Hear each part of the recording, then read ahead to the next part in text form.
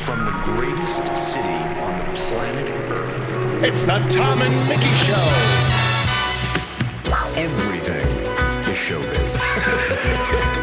Lights, camera, Action. presenting Brenda Vaccaro. Life is just flowing and glowing. That's all it is. You are in for a treat. Brenda Vaccaro, no holds barred. She talks about everything. She was in an X-rated movie. Well, Scandal. that X-rated movie happened to be the first and only film to win Best Picture, Midnight Cowboy. She has been a star of stage, screen, and television for decades, but you're going to hear stories that, as far as I know, have never been told before. We've been getting a lot of cards and letters, and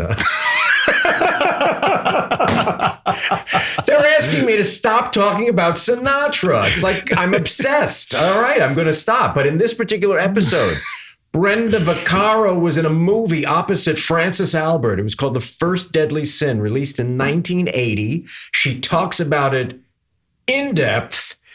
And there is nowhere on the planet Earth or on the planet interwebs where you can go to hear a conversation about this particular movie than right here. I guarantee that's probably true.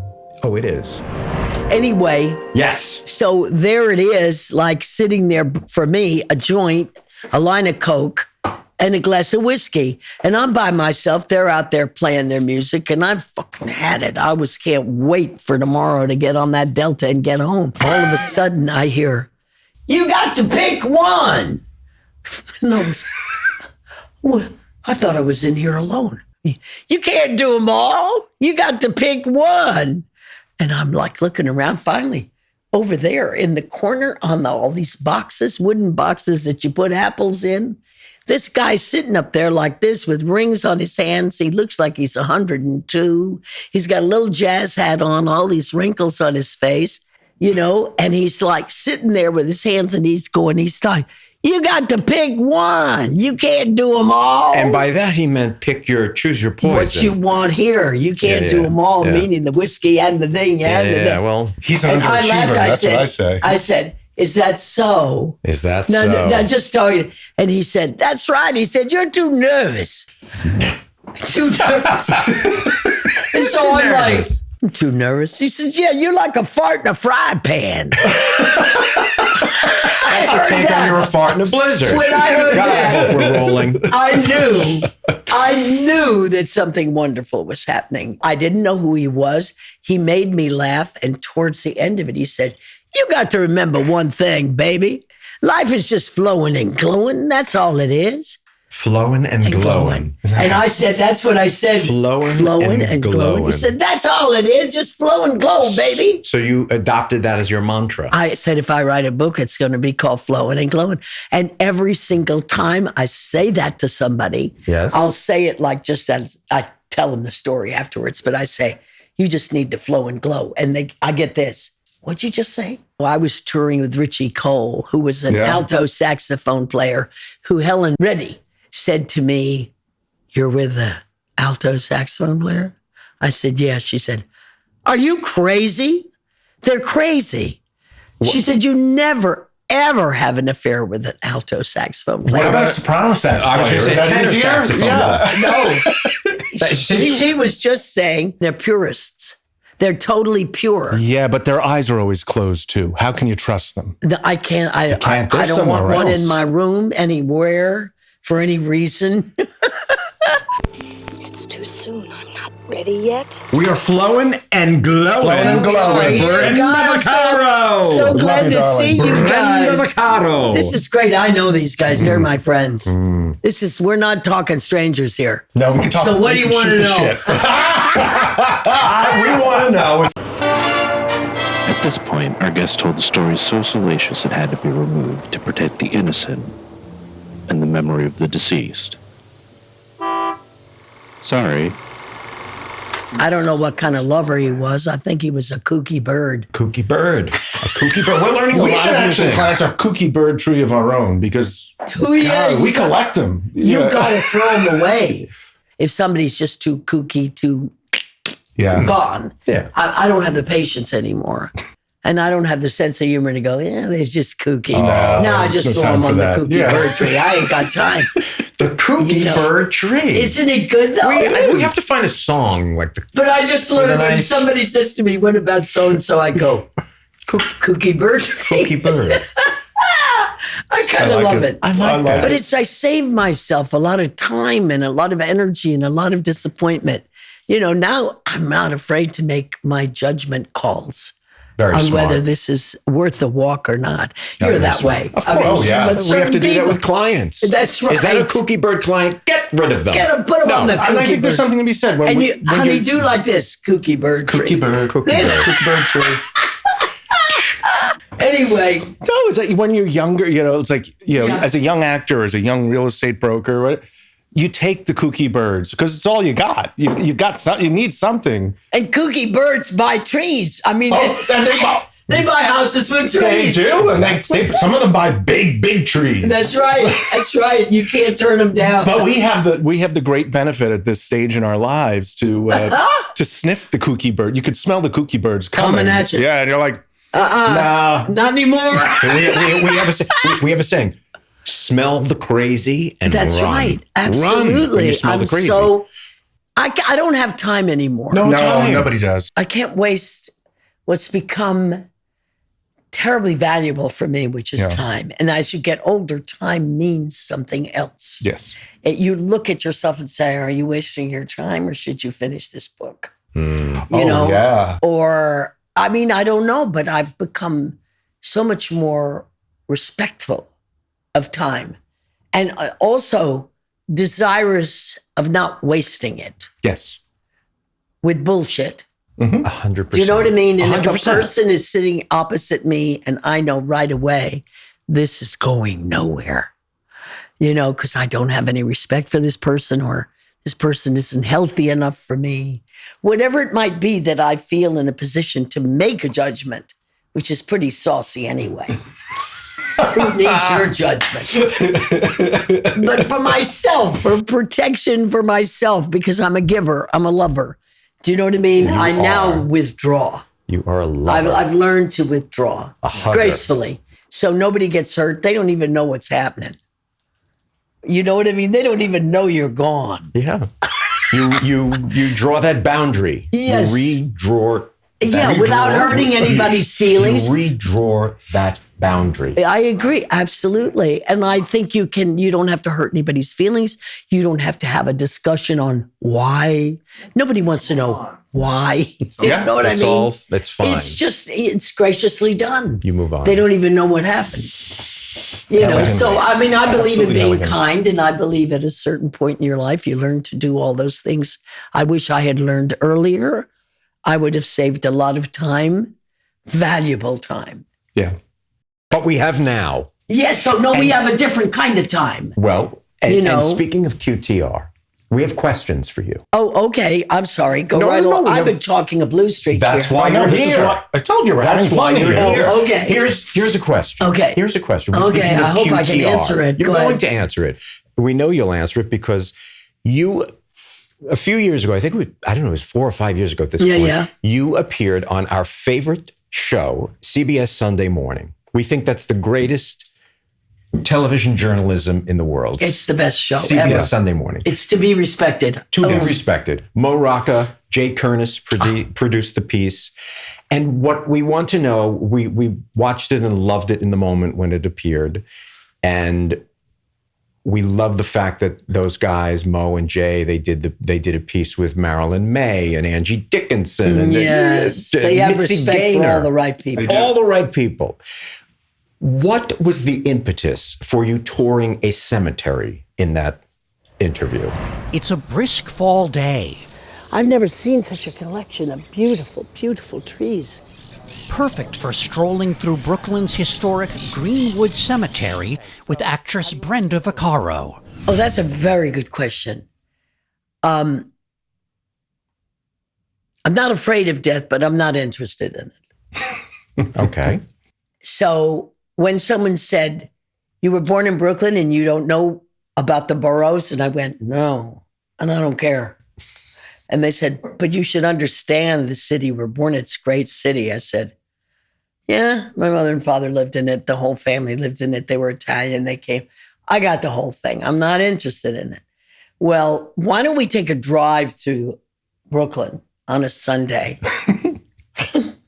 And I'm like, and why don't we see the different boroughs? And I went, okay, that's fine. Well, where can we start with? And they said Brooklyn Heights, where all those beautiful houses are. Yeah, sure. And that famous Truman Capote lives there. Mm-hmm. And as I passed it, I went, oh, shit. I'm sorry I hadn't seen this when I had a lot of money. I'd have bought one of these. They're gorgeous. They're stunning. It's stunning. Very and I special. thought, what an idiot I've been. Where else are we going? I was all excited. How many boroughs are there? Okay. What can I see? So we go past Greenwood. I wanted to make sure. And they said, oh, this is the most amazing cemetery. I went, huh? Don't support this. And they said, no, you will love it. It's gorgeous. I mean, the trees, it's so expensive. Nobody can get in there. It's like $100,000. I said, to die, to be in the ground. Well, this is the most ridiculous thing I've ever. Pass it by. I'm not interested in cemeteries. I'm really not. Let's go to another borough. I want to see more boroughs. And not the horse. I was so funny. Anyway, there was this thing left over about Greenwood that I didn't go in it. We saw everything else. I loved it. I fell in love with Brooklyn. I thought, why didn't my parents stay here? You mean my father courted my mother in that gorgeous park? What's it called? Prospect Park? Yes. Yeah. He courted her there and I never took a walk through it. How stupid of me. I wish that I had. I wish that I had had some respect. You know, I should be ashamed of myself. And then I said, what about Greenwood? Do you want to go? I went, no, I don't think so. I can pass on it. I know it's very expensive. You know, who's the guy that conducted who was a genius? Leonard Bernstein. He's there. He's there. I know he's there. A lot of Okay, I don't need to see his grave. Did they take you on a grave tour? No. of I famous hadn't people? said yes yet. Oh. So my friend said, this is ridiculous. You should really just go and see the environment and how extraordinary the land is. I said, the land? Oh my God, it goes on forever. Brenda, you're short stopping yourself. I mean, go and do, all right, let's go. So when I got in, I said, stop the car. And I got out, I was already stealing flowers off of the bushes.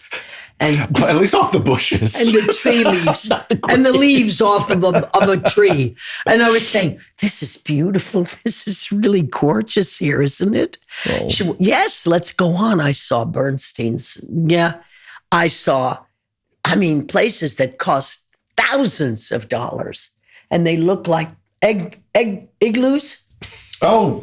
They're igloos. The mausoleums? The gentleman who was the manager of the cemetery. Oh, he came. He spoke, and you asked him about a mausoleum that he said was at least $1 million. That's it. You know more than I do. Just for the building. Yeah.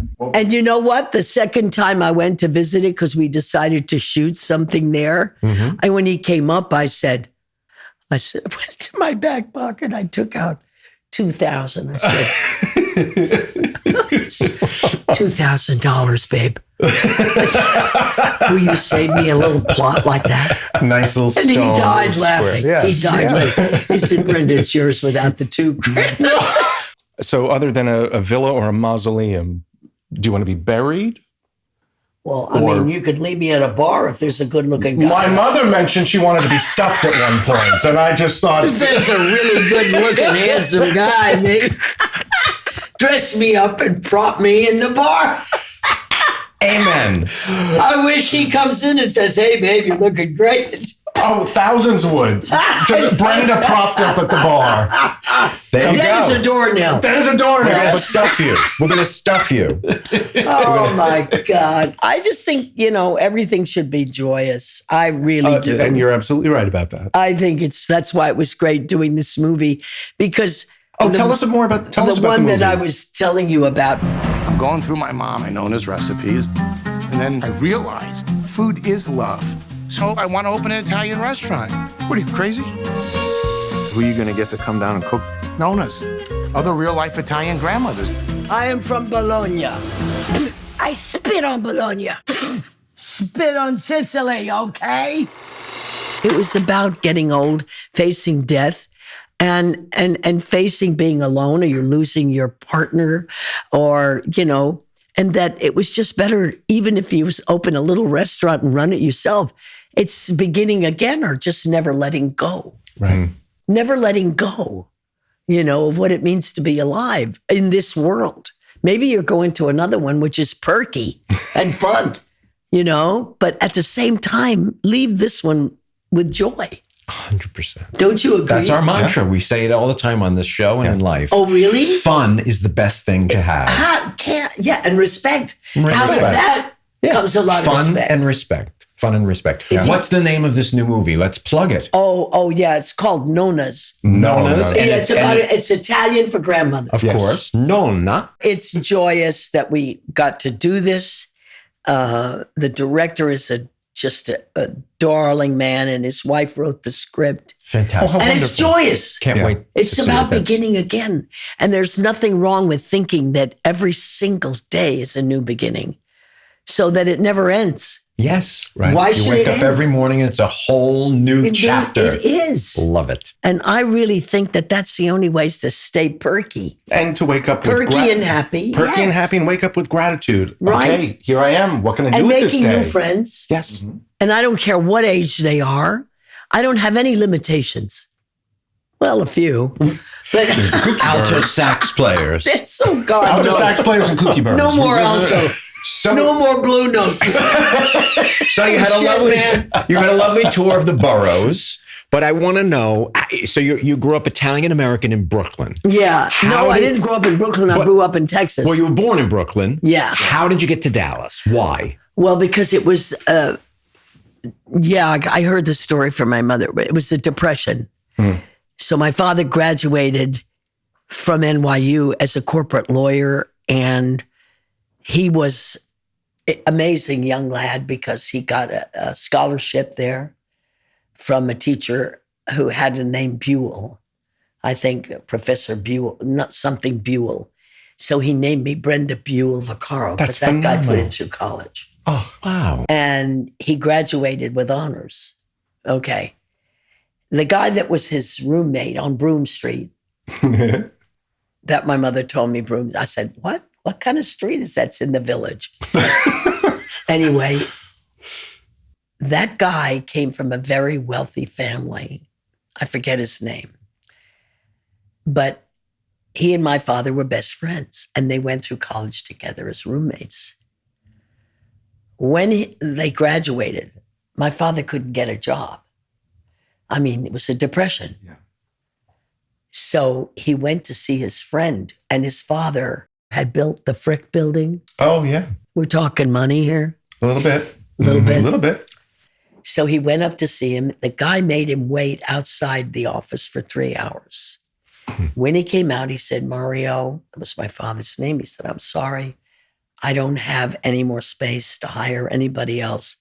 So my father now had a mother who was in bedridden, and a wife with a baby. Right. Okay. So it was like, what do you do? Where do you go? And all of a sudden, Benny Messina from Dallas, Texas called him up because some Italians went this away or that away. They didn't stay in Brooklyn. Mm-hmm. They went different places to start new lives. Okay. Benny Messina, he was a cousin. Hey, Mario, don't worry about it, boy. Come on down here to Texas. We'll get you working. My father said, I think I'd better go for a visit first. And he went down in a plane that he said made a lot of noise. Can you imagine the year it was? Sure. I can't even remember. Anyway, he told me the story. He went down there and he said, no, man, you could practice law down here. We'll get you in those courtrooms. Don't you worry about it. And he went down there and he had a suit and a tie. and nobody had a suit and a tie on in the Texas courtrooms. They just made up the law as they went along. And my father was like, the hell is this? Who are you people? So that wasn't going to work. Okay. So Benny Messina said, Mario, don't you worry about it. We're going to give you a little restaurant here. And he said, you could be back there, cook some hamburgers. Those men will come in there and want a hamburger and a beer. And that's all you have to do. Now, we're talking about the 40s. 1939, 1940, 41, 40. Okay. FDR was still president. Okay. And poor Mario went down there trying to cook. Mother was at the front greeting people. And there was this little bar when you walked in that circle, half a circle. And some guy sat down with boots on, chaps. He said, I want a steak, tater, and tea. And my mother went, I'm sorry? I want a steak, tater, and tea. My mother said, Mario. She couldn't understand the drawl. He's not speaking Tater. English. For potato? Steak, tater, and tea. Come on, you can't blame a little girl from Brooklyn. So anyway, this is how they got their way through. And it's an immigrant story to be sure. Beautiful. It's beautiful. Now, That should be successful. He was near the Dallas State Fair. So who do you think stayed open to greet all the stars? Nat King Cole. Do you know what I mean? Jimmy Mario Durante. Vaccaro. So when I was little, one night I was there, and Jimmy Durante and I sang, how could you believe me when I said I loved you, when you knew I was a liar all the time? Oh my God, I love it. And he had my hand, and my father was sitting at a table like this, and he said, hey, Mario, after we were through, she's going to be in show business. And my father went, oh, no. So you were putting on... My father wanted me to go to MIT. My father wanted me to go to Harvard. You put on a little floor show. Yeah, well, no, but Jimmy Durante would put me up on the table. I love it. I would blame Jimmy Durante for It's all his of fault. this. Yeah. Your whole life is Jimmy He put Durante's his fault. hand out, All and I his took fault. his hand. He lifted me up on the table, and I was, how could you believe me when I did it. I did it. Amazing. So, I mean, my father told me the story. He said, I couldn't believe it. He told me you were going to be in show business. He said, and I thought, well, there goes the college degree. Here's what I want to know. Benny Messina. I know. He seems to have had a whole thing set up there. Yeah. Oh, yeah. And he knew we were going to try to, that's not working, then you're going to go. He had what was called an Italian restaurant down there. Italian restaurant. Yes. Italian. And there was a spaghetti. We're talking about guys that wore chaps. Paschettis. Cowboys. Spaghetti. You had cowboys and you didn't have paved streets some places. And my father was a young lawyer and he was growing up in New York City in the Village. What did he know from steak, tater, and tea? What a great movie this would be. In the garage was all these books in barrels. And I opened the top of the barrel and all these books had underlined recipes. He taught himself to be a great chef. Wow. Once a scholar, always a scholar. Yeah. Were any of them family recipes or just he started from scratch? He started from Oh, scratch. that's terrific. He wanted to be a lawyer. Yeah. And he was sad I wouldn't go to college. Oh my God. How can you throw away the last 4 years of freedom you'll ever have? I said, freedom? I said, no, I want to go be on the stage. And he went, oh my God.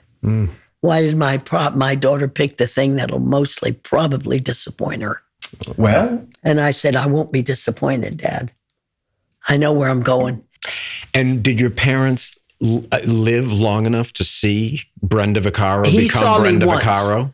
Doing The Flowering Peach, written by Clifford Odets Okay. Oh, yeah. and okay. directed by Sidney Lumet's father, Baruch Lumet, in a teeny tiny little theater across the street from Jesuit High School for Catholic boys. And my father came, and afterwards I was backstage and I looked at him as he came and I played the whore. That was not necessarily the favorite thing he wanted to see.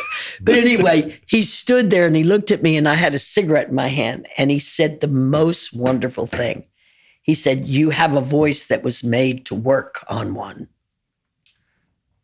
Isn't that gorgeous? And so he pointed at the cigarette and he said, don't smoke. And I said, okay. But he never said anything about my performance. I think he was so, I guess, aware and enlightened and knew that there was nothing he could do to change the fate. The day he sent me to New York to see which drama school, he finally accepted that. And I went to all the drama schools, the Neighborhood Playhouse, the American Theater, and I talked to him. And he said, well, which school did you approve of? I said, I like the Neighborhood Playhouse. And he said, why? And I explained to him that they do plays and I wanted to be able to go through a play. Blah, blah, blah, blah. And he said, well, that's fine. He said, I'm glad you made a good decision for yourself.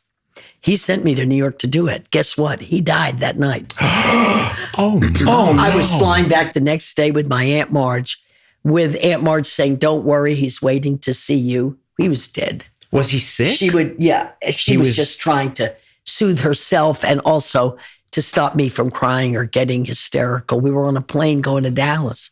In those days, it took 7 hours. Do you know what I mean? It's so interesting, but it's like he faced every single obstacle, So he was quite a guy. I was once in the hospital. I went to visit him and I was dancing, trying to make him laugh. He said, Brenda, remember one thing. When you get married, make sure he's young. Even if he's younger than you. Okay. And I said, why? He said, because you have this youthful presence, this youthful spirit. You will never be your age. You are so youthful. You really. And he knew it. Of all the people we know. And I was just trying to make a joke and make him dance while he was in bed, I don't know what I was doing. But this begs the question, when you were young and youthful in your hippie-ish days, why didn't you marry Michael Douglas? Okay, that's interesting. Only that you should ask that out of the blue. I fell in love with somebody else. I knew it. I wasn't in love with him anymore. I knew it. He just wasn't for me. Isn't that liberating? And so when I met him, it was one thing. As we stayed together, which was 7 years, you would think, well, stay on because maybe it's just change. Right. Change is in every relationship. If we really respected change, we'd never leave anybody. That's right. And sometimes the change is good. Sometimes it ain't so good. Right. You know what I mean? But that's what relationships are. And I just couldn't stay because I was in love. That's amazing. And I wasn't in love with him anymore. And here's the deal. The provocative thing was that the invitations were being printed. And there were 175 people, I think. Forgive me if I'm wrong, Michael. Mike.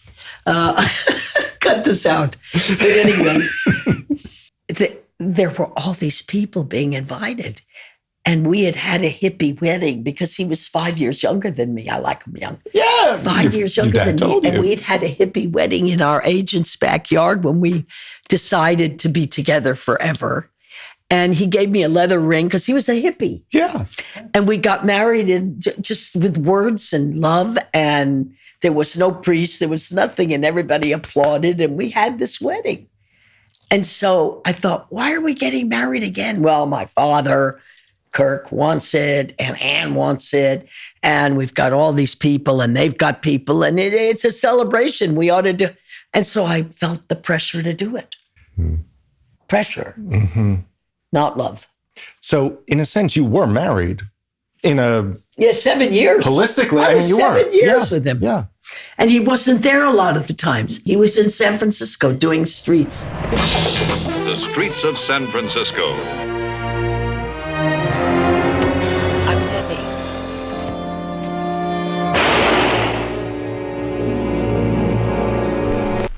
I was out there looking for somebody that I was madly in love with. Maybe that's just Italian. I don't know, but you know what I'm saying? I wasn't madly in love with him. It's human. It's human. And help me too with the timeline, because is this before or after Midnight Cowboy? Oh, way after. Way after. So that's okay. So you're very much established on your own in Hollywood. Mm-hmm. Now, at 28, I am the youngest editor Gloss magazine has ever had. Or any woman's magazine, I think. Ask me if I'm happy. Are you happy? Deliriously. Today, that is. Yesterday, I was miserable. And I might be miserable again tomorrow. Who knows? It's crazy. Yeah. Put him on hold. And my life was changing down in LA. It was very provocative. I got into my Mercedes. I drove out to Malibu and jumped into bed with the guy I was in love with. That's what I did.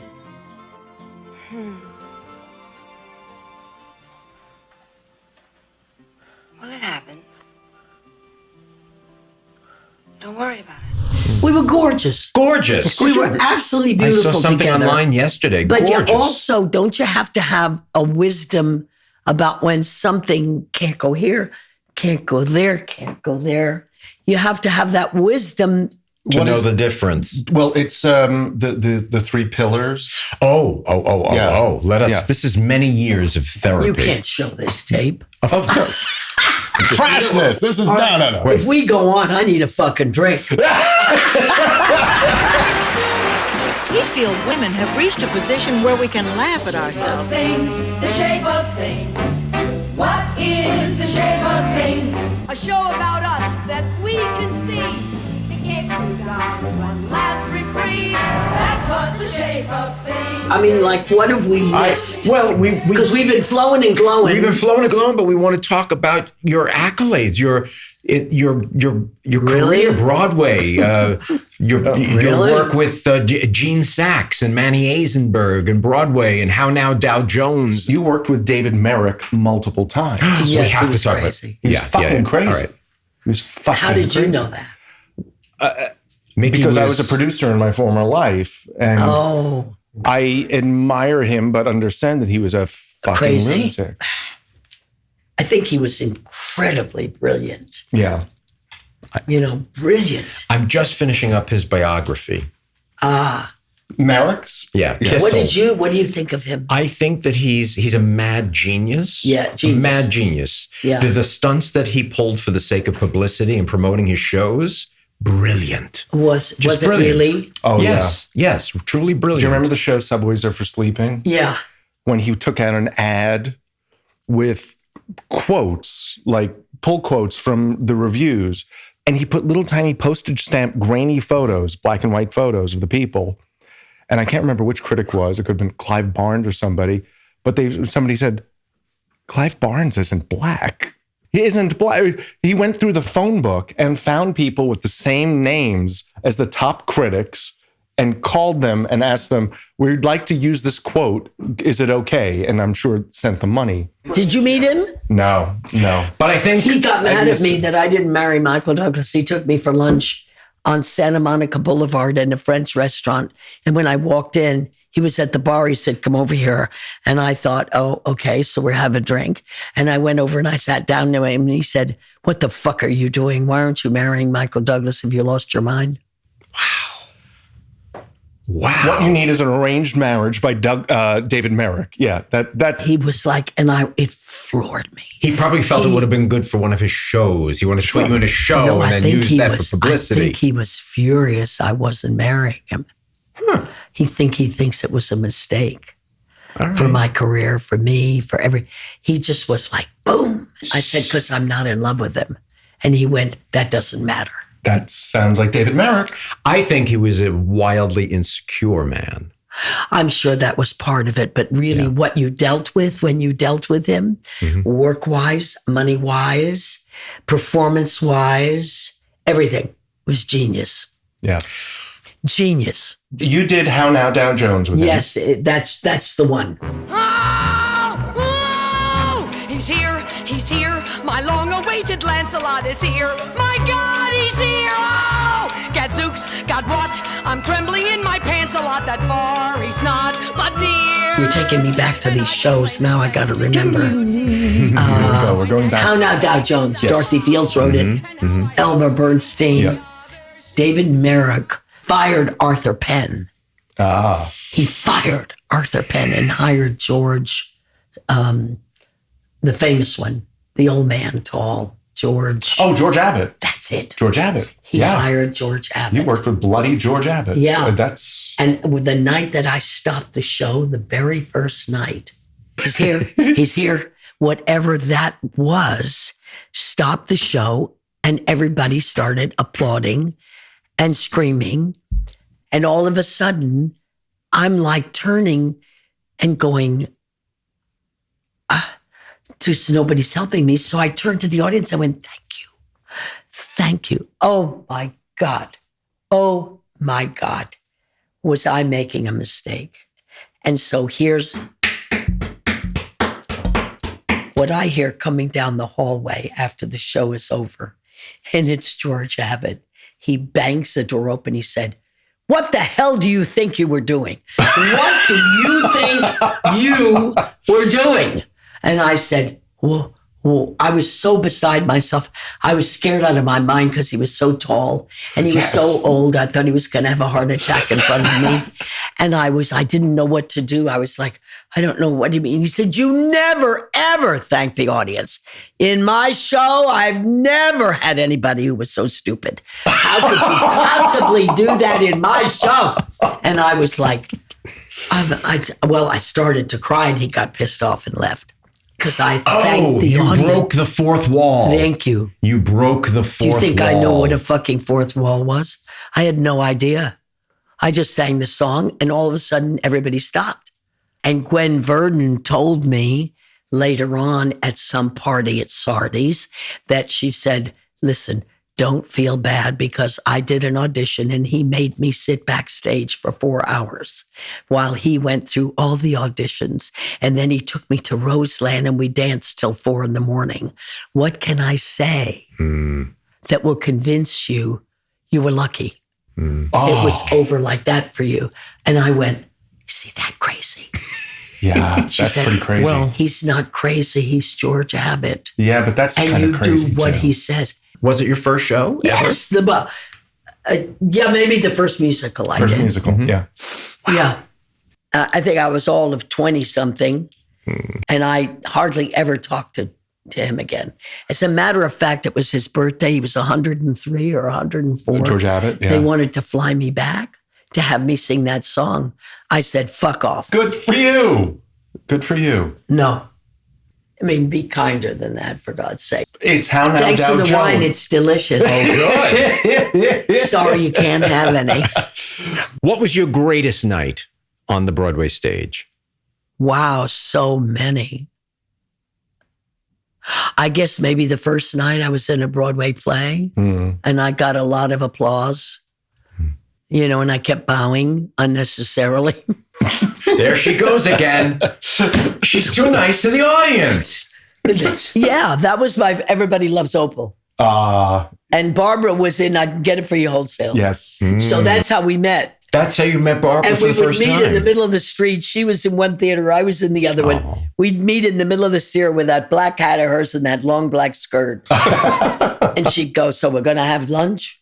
I'd say, yeah. So we'd go down to a little Chinese restaurant that was on that street where you go down the stairs. Oh. And it was a Chinese food. And we'd go in there together. And Elliot Gould was always late. He was also in I Can Get It For You Wholesale. I knew them. We were babies. Do you still keep in touch? With who?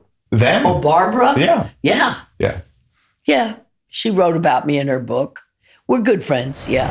You are a terrific person and a great teacher. The truth is, I think I've just reached the point. What point? The point that you'll never get married. Married? Yeah. What's marriage anyway? Oh, come on. A ring, a contract, fighting and compromising. No, it can be more than that. I'd love it if someone knew me.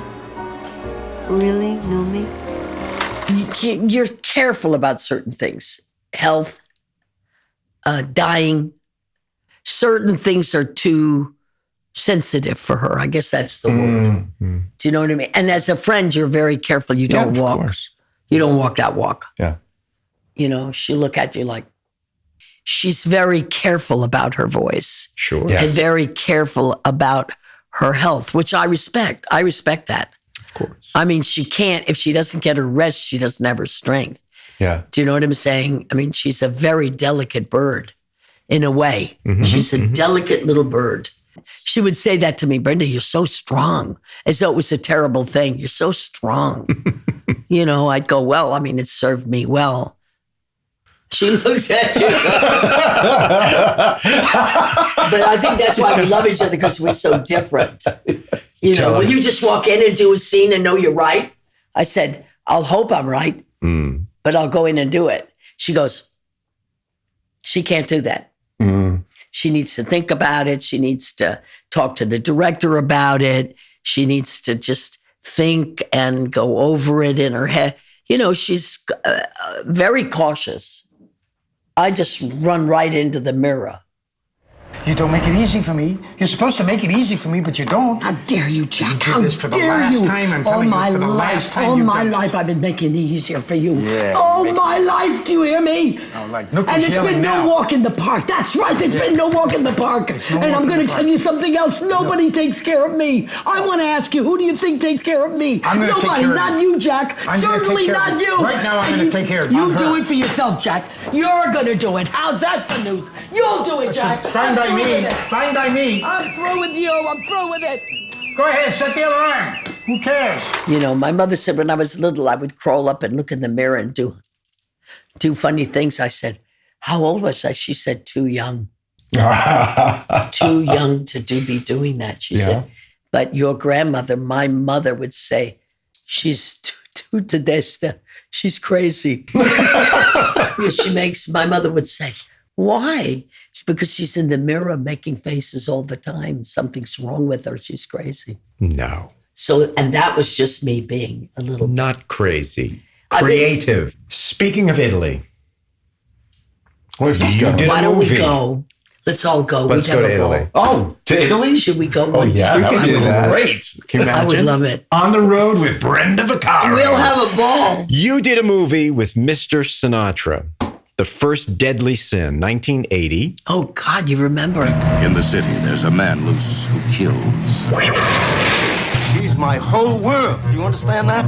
The First Deadly Sin, starring Frank Sinatra and Faye Dunaway. The First Deadly Sin. From Filmways Pictures, rated R. It was the first feature movie role for Bruce Willis. He had a. Bruce Willis wasn't in it. The First Deadly Sin. He was, and I didn't know it, and he wasn't a star yet. Bruce Willis. That's possible. It's okay. Yeah, no, it was 1980. Yeah, I feel terrible. It's okay. Sorry, Bruce. But you did the movie with Sinatra and Faye Dunaway. So Frank and Faye were the stars of the movie. But what are your recollections of that? Did you have any interaction with Sinatra at all?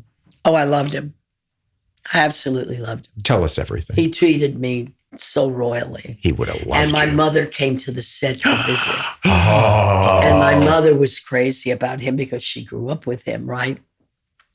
So I had a trailer and he came over. I don't know whether to talk to me or he saw my mother. I'm not quite clear what caused this togetherness. And so, you know how the trailer has the kitchen and the little window that you go like this, and then there's the sink. And I heard Italian. So I thought, what is that? I go up to the window and I'm over the sink and I see the two of them talking Italian. When did you ever hear Sinatra talking Italian? But never. Jamais. Never. And my mother, my father, they didn't talk Italian to each other. Nobody talked anything like that. She's talking Italian with him and he's talking Italian with her. And I'm like sneaking this peek and going, am I hearing what I think I'm hearing? And he was perfect in Italian. I mean, the accent, everything was perfect. And I thought, what the hell is going on? And he laughed and he shook her hand and kissed her hand and walked away. And so I said to my mother, what were you talking about? None of your business. I said, but you were an Italian, yes? She said, yes, why not? And she said, he's a very attractive man. Okay, Ma. So I thought that was really kind of touching and sweet, you know. It's gorgeous. So he told me, he said, you know what? You get your beauty from your mother. And I said, this is when I went on the set. And I said, Really? I said, thank you so much. I'll tell you said it. He said, you don't have to. He told her. Of course. Did he have any enemies that you knew of? Enemies? Enemies. Of course he had enemies. He worked hard for a living. He saluted the flag. He loved his children. And after 7 years, I think he even still loved me. What hard-working person in this city doesn't have enemies? Sorry. He surprised me a lot, you know? Yeah. And I don't think he liked Faye Dunaway. I think he had a hard time with that. She was sick, lying in bed, playing like she was dying. I think he wished she would. I don't think he was that crazy about her at all. I think it was difficult to work with her for him. Well, she's a tough cookie, isn't she? Yeah. Well, I don't know what was wrong. She was also playing someone who was sick and, you know. Yeah. And she was whatever dying, that part was, I think it had to do with her in the hospital. So maybe he just wasn't having a good time because she's a phenomenal actress. When I worked with her, she was difficult, but she's good. Getting the hang of this. But was he a gentleman? He was an elegant gentleman. He was a really big gentleman. The only thing that is important to let you know, I had a scene with him at the end of the movie, and he walked off the movie. And I never got to do my scene with him. Oh. It was another scene. I only had 3 scenes, and that one he walked off of. And as I walked off the set, I came out of my trailer. He was standing in the door of his. I walked right past him. I didn't look at him. I didn't say anything. I was mad at him. He's not going to do the scene that I had with him, explaining my reasoning for being sad that my husband was gone or whatever that scene was. And I thought it was not professional of him. I thought it was disgusting that he would do such a thing without even talking to me about it.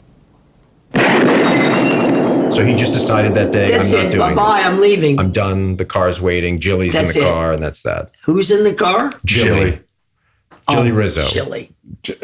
You know. Yeah, Jilly. Yeah. Did you see Sinatra after that? He invited me to every goddamn concert he did. And one night he invited me to sit on the stage with his family. So he pursued, and when he met Guy, the guy I was going with at the time, he just gave him dirty looks. But, you know, I think he liked me. I think he asked for me to be in the movie. The director, he treated like shit. Because, I mean, he walked off the movie before he ended it. But did I love Frank? I loved Frank. Poor Brian Hutton. Can you imagine? He couldn't finish the movie. It's a rough business. Huh? It's a rough business. Well, with Frank Sinatra in it, it was. But I could see what Ava Gardner and everybody saw. I mean, the guy was sexy. He was unbelievable. I liked Frank. I want to show you something. Oh, show me. Oh, it's him. See these cufflinks? Huh? What is it?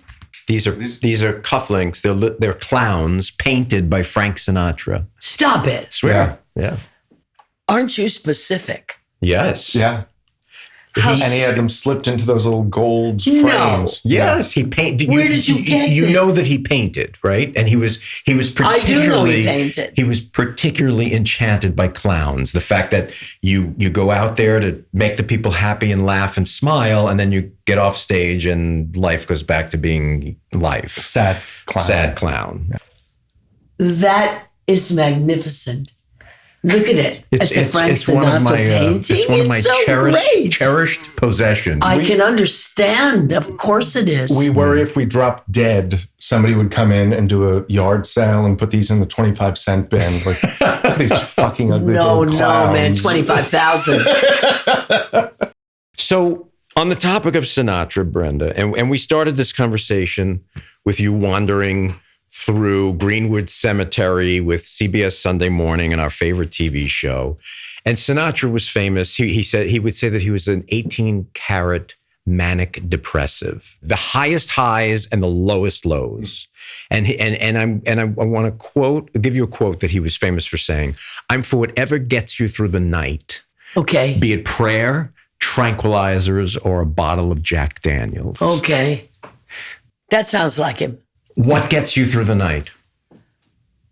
Just the right pillow.